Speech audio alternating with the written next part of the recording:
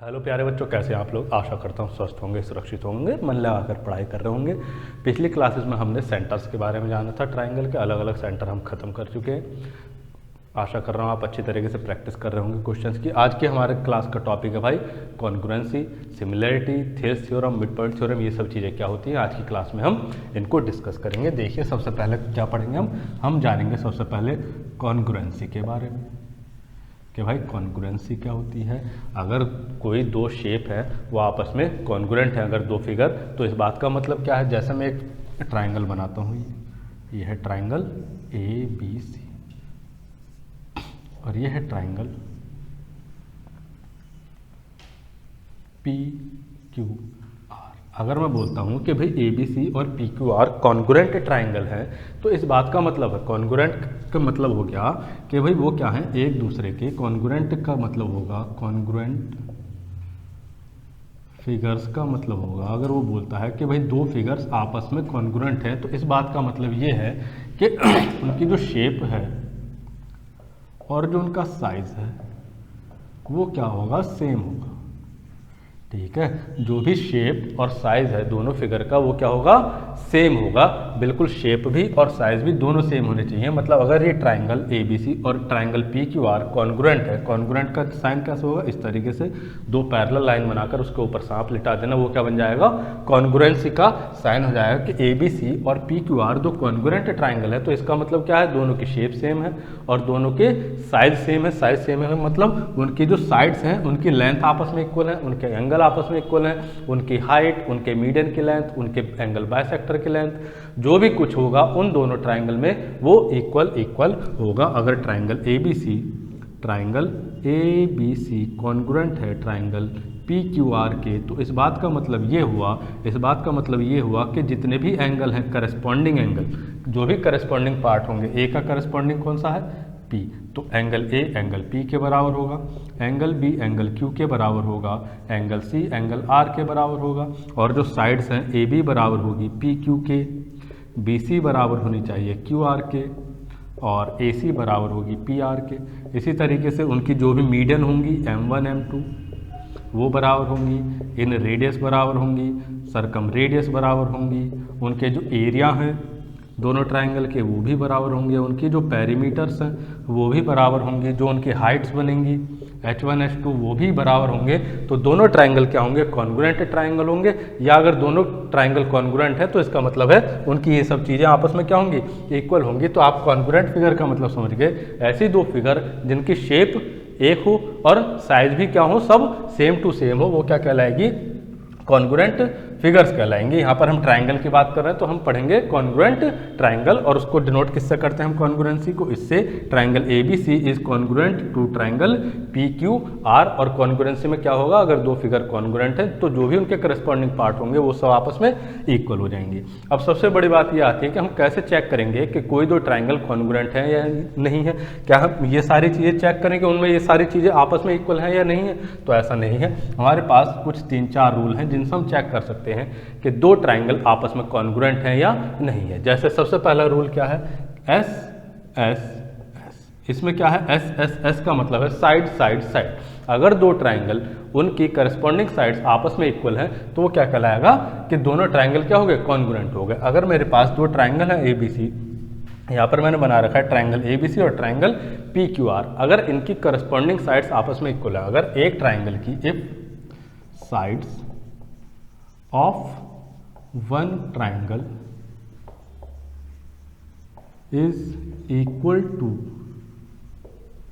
sides of other triangles, then triangles are congruent। ठीक है भाई, समझ गए।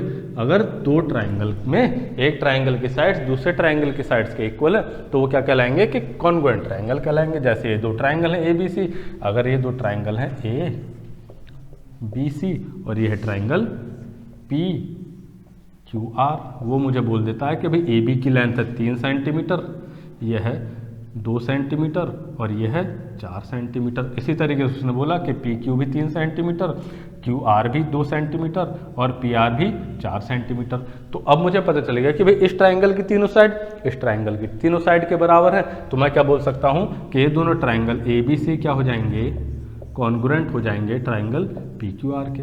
अब अगर ये दोनों ट्राइंगल कॉन्ग्रुएंट हो गए तो सारे करस्पॉन्डिंग पार्ट्स आपस में क्या हो जाएंगे, इक्वल हो जाएंगे। और दूसरा रूल क्या है, दूसरा रूल देख लो भाई, एक होता है साइड एंगल साइड। इसमें क्या होता है, मतलब एक ट्राइंगल की दो साइड और उनका एंगल आपस में क्या होना चाहिए, इक्वल होना चाहिए। तो मैं क्या बोल दूंगा कि दो ट्राइंगल क्या है, कॉन्ग्रुएंट ट्राइंगल है। जैसे मान लो ये एक ट्राइंगल है ए बी सी और फिर से ये ट्राइंगल है पी क्यू आर। ठीक है, मान लो उसने ट्राइंगल ए बी सी में ये वाली साइड दी है 6 सेंटीमीटर ए बी 6 सेंटीमीटर और ए सी दिया है 7 सेंटीमीटर और इनके बीच का एंगल दिया है मुझे 30 डिग्री। ठीक है, एक उसने ट्राइंगल बोला कि ट्राइंगल ए बी सी है जिसमें ए बी है 6 सेंटीमीटर, ए सी है 7 सेंटीमीटर और उन दोनों के बीच का एंगल जो है वो है 30 डिग्री। उसी तरीके से उसने मुझे पी क्यू आर ट्राइंगल दे दिया। उसने बोला कि भाई ये साइड कितनी है 6 सेंटीमीटर, ये कितनी है 3 सेंटीमीटर और इन दोनों के बीच का एंगल भी 30 डिग्री है। तो देखो इस ट्राइंगल की दो साइड और included angle P Q R triangle की दो साइड और इंक्लूडेड एंगल के बराबर है। तो जब ऐसा होगा तो दोनों ट्राइंगल क्या हो जाएंगे, कॉन्ग्रुएंट ट्राइंगल हो जाएंगे। इफ, तो यहां पर लिख लो if two sides of one triangle is, if two sides of one triangle, two sides and included angle, if two sides and included angle of one triangle is equal to two sides and included angle of other triangle। ठीक है, तो क्या हो जाएंगे, दोनों triangle congruent triangle हो जाएंगे। तो यहां पर मैं देख रहा हूं ए बी बराबर है पी क्यू के, ए सी बराबर है पी आर के और ये जो एंगल ए है एंगल पी के बराबर है। तो यहां पर मैं बोल सकता हूं कि triangle A B C congruent होगा ट्राइंगल पी क्यू आर के। और अगर ए बी सी और पी क्यू आर दोनों कॉन्ग्रुएंट ट्राइंगल हो गए तो मैं बोल दूंगा कि भाई इनके जो भी करस्पॉन्डिंग पार्ट्स होंगे वो सब आपस में क्या हो जाएंगे, इक्वल हो जाएंगे। और तीसरा रूल क्या होता है, तीसरा रूल होता है भाई एंगल साइड एंगल रूल, वो भी देख लो फटाफट। यहां पर जैसे तीसरा रूल क्या हो गया भाई, एंगल साइड एंगल। मान लो यहाँ पर दो ये ट्राइंगल है ए बी सी और पी क्यू आर, इसमें दो साइड हैं, दो एंगल है। ये वाला है सपोज 30 डिग्री, ये वाला है सपोज उसने बोल दिया 40 डिग्री 50 डिग्री। ठीक है, एक एंगल है 30 डिग्री, एक एंगल है 50 डिग्री। ये वाले साइड उसने सपोज बोल दी 4 सेंटीमीटर, उसी तरीके से ये बोल दिया एंगल 30 डिग्री, ये एंगल बोल दिया 50 डिग्री और ये साइड बोल दी उसने 4 सेंटीमीटर। तो आप देख पा रहे हो कि भी एक ट्राइंगल की एक साइड और इंक्लूडेड एंगल दूसरे ट्राइंगल की एक साइड और इंक्लूडेड एंगल के बराबर हो तो वो क्या कहलाएंगे, दोनों ट्राइंगल क्या हो जाएंगे, कॉन्ग्रुएंट ट्राइंगल हो जाएंगे। If one side and one side and included angles is equal to one side and included angle of other triangle, then triangle ABC is congruent to triangle PQR।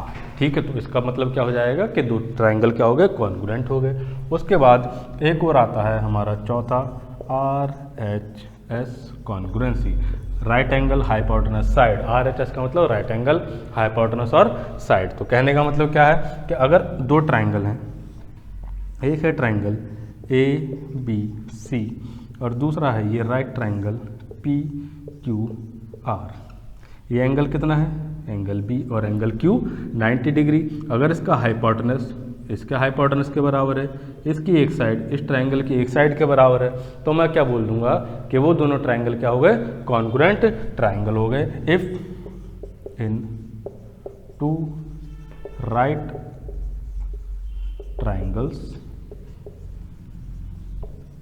ठीक है, कैसे triangle, right triangles, if in two right triangles hypotenuse of hypotenuse and one side of a triangle is equal to hypotenuse and one side of other triangle। ठीक है, दो right triangle में एक triangle का hypotenuse और दूसरा triangle का hypotenuse आपस में बराबर हो और कोई भी एक साइड बराबर हो सकता है ये बेस बराबर हो या हो सकता है हाइट बराबर हो, कुछ भी एक साइड बराबर हो, तो वो दोनों राइट ट्रायंगल क्या हो जाएंगे भाई, कॉन्ग्रुएंट ट्रायंगल्स हो जाएंगे। अब देखो आप समझ गए हमें कॉन्ग्रुएंट ट्रायंगल कैसे पहचानने। उसके अलावा अब देखो इसके ऊपर क्वेश्चन किस तरीके से बन सकता है, किस तरीके का क्वेश्चन बन सकता है। कल के दिन को वो क्वेश्चन बोल दे, इन द फिगर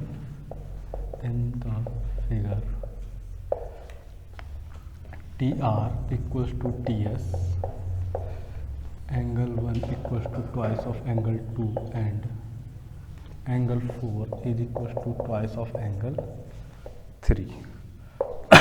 फिगर क्या ये दे रखा है डायग्राम आपको, ये है TRS, ये एक साइड,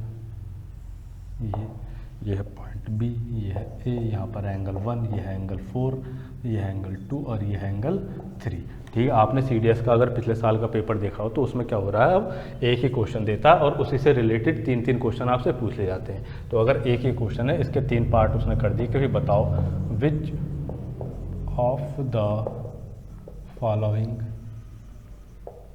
इज करेक्ट। अब वो आपसे पूछ ले कि भाई बताइए कौन सा करेक्ट है। 4 ऑप्शन उसने दे दिए, triangle BRT is congruent to triangle SAT। दूसरा ऑप्शन उसने दे दिया triangle RBT is congruent to triangle SAT। तीसरा ऑप्शन दे दिया triangle TBR is congruent to triangle SAT। और चौथा ऑप्शन इसी में उसने दे दिया triangle BTR is congruent to triangle SAT। फिर इसी से रिलेटेड दूसरा क्वेश्चन उसने बोल दिया which of the following congruency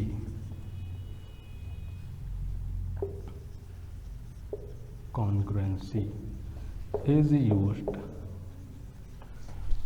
for previous question.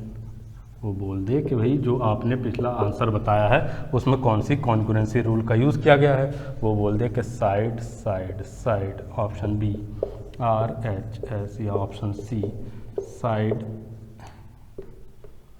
Angle, या फिर तीसरा बोल दे वो साइड एंगल साइड।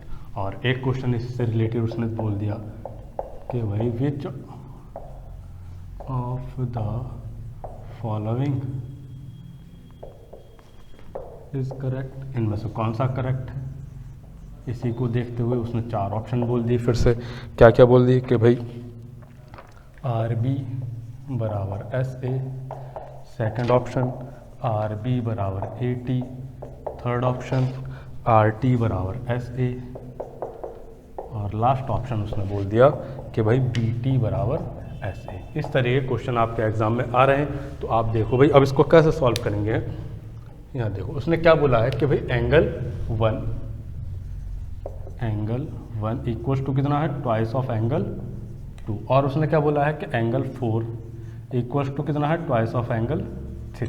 अब देखो ये जो एंगल 1 और एंगल 4 बन रहे हैं वो यहाँ पर बन रहे हैं, मतलब दोनों कैसे हैं, वर्टिकली अपोजिट एंगल हैं, ये 1 है ये 4 है। और आपको मैंने बताया था जब ज्योमेट्री पढ़ाई थी तो कि वर्टिकली अपोजिट एंगल आपस में क्या होते हैं, इक्वल होते हैं। तो एंगल 1 और एंगल 4 आपस में क्या हो गए, इक्वल हो गए। तो इन दोनों से मैं क्या बोल सकता हूँ कि twice of angle 2 equals to twice of angle 3। तो ये 2 से 2 कैंसिल हो गया, तो एंगल 2 इक्वल्स टू कितना हो गया, एंगल 3। तो आपको एक बात समझ में आ गई कि भाई ये जो एंगल 2 है और ये जो एंगल 3 है ये दोनों आपस में क्या है, इक्वल है। इस चीज़ से आप ये समझ गए। अब आगे देखो, अगर मैं ये लेता हूँ ट्राइंगल TRS, अगर मैं लेता हूँ इन ट्राइंगल TRS ट्राइंगल में उसने क्या बोला है कि भाई TR बराबर है किसके, TS के। उसने क्या बोला है कि TR और TS आपस में इक्वल है। TR कौन सी साइड है, ये वाली साइड है, और TS ये वाली साइड है। उसने बोला है TR इक्वल्स टू TS है। आपको मालूम है अगर किसी ट्राइंगल की दो साइड इक्वल तो दो एंगल इक्वल। कौन से एंगल, साइड के अपोजिट वाले। तो TR के अपोजिट एंगल कौन सा है, TSR। तो यहाँ लिख दूंगा मैं angle TSR equals to TS के opposite angle TRS, angle TRS। ठीक है, ये पूरा एंगल बना TRS और ये बना एंगल TSR। अब देखो TSR में से मैं एंगल 3 सब्ट्रैक्ट कर दूं, अगर एंगल TSR में से एंगल 3 सब्ट्रैक्ट कर दूं और एंगल TRS में से एंगल 2 सब्ट्रैक्ट कर दूं, दोनों बराबर ही तो है। एंगल 2 और एंगल 3 आपस में बराबर है, मतलब दोनों तरफ से मैं बराबर क्वांटिटी सब्ट्रैक्ट कर रहा हूँ। ये दोनों एंगल आपस में बराबर हैं, दोनों तरफ से मैं बराबर क्वांटिटी सब्ट्रैक्ट कर रहा हूँ। तो जो एंगल बचेगा यहाँ पर, अगर मैं TSR में से एंगल 3 ये वाला एंगल सब्ट्रैक्ट करता हूँ तो मेरे पास ये एंगल बचेगा। एंगल कौन सा हो गया, TSA। कौन सा एंगल बचा यहाँ पर, angle TSA equals to TRS में से क्या सब्ट्रैक्ट किया मैंने, 2। TRS में से मैंने एंगल 2 सब्ट्रैक्ट किया, एंगल 2 है ये वाला एंगल। अब जब एंगल 2 सब्ट्रैक्ट कर दूंगा तो क्या बचेगा, TRB, एंगल TRB। कौन सा एंगल आ गया भाई, एंगल TRB। देखो भाई आपने देखा कि ट्राइंगल RBT में ये वाला जो एंगल आ रहा है, ये वाला एंगल किसके इक्वल है, ट्राइंगल SAT के इस वाले एंगल के इक्वल है। इसको मैं रेड कलर से बना देता हूँ RBT को, और इस ट्राइंगल SAT को बना देता हूँ ब्लू कलर से। ठीक है भाई, ये क्या हो गया अपना SAT। तो अब आप देख पा रहे हो कि भाई इन दोनों ट्राइंगल्स में कौन कौन सा एंगल, एक तो TSA और TRB इक्वल है, और क्या चीज़ TR और TS दोनों में आ रहा है वो इक्वल है, और क्या चीज़ जो एंगल T है, ये जो एंगल है, एंगल कौन सा R, T और S, ये किसके इक्वल है, एंगल STR के। ये जो एंगल T है ये दोनों में कॉमन आ रहा है, क्यों इक्वल है ये, क्योंकि कॉमन एंगल है। अब आपने देखा कि अगर किन्हीं दो ट्राइंगल के दो एंगल और इंक्लूडेड साइड इक्वल हो, आप देख पा रहे हो कि इन दोनों ट्राइंगल RBT और ट्राइंगल कौन सा SAT के दो एंगल और इंक्लूडेड साइड, दो एंगल, ये वाला एंगल इसके इक्वल है, ये वाला एंगल आपस में कॉमन है इसलिए इक्वल है, और ये जो इंक्लूडेड साइड है TR TS ये दोनों आपस में बराबर है। तो मैं क्या बोल सकता हूँ, कौन कौन से ट्राइंगल RBT और ट्राइंगल SAT आपस में कैसे हुए, कॉन्ग्रुएंट ट्राइंगल। तो पहले क्वेश्चन का आंसर क्या हो गया मेरा, triangle RBT congruent to triangle SAT। और मैंने बताया अगर दो ट्राइंगल कॉन्ग्रुएंट हो गए तो उनके करस्पॉन्डिंग पार्ट इक्वल हो जाएंगे, है ना। तो आपने देखा। और दूसरे क्वेश्चन में क्या पूछ रहा है कि कौन से रूल से हुआ है, भाई, तो एंगल साइड एंगल्स हुआ है, ऑप्शन सी करेक्ट हो गया।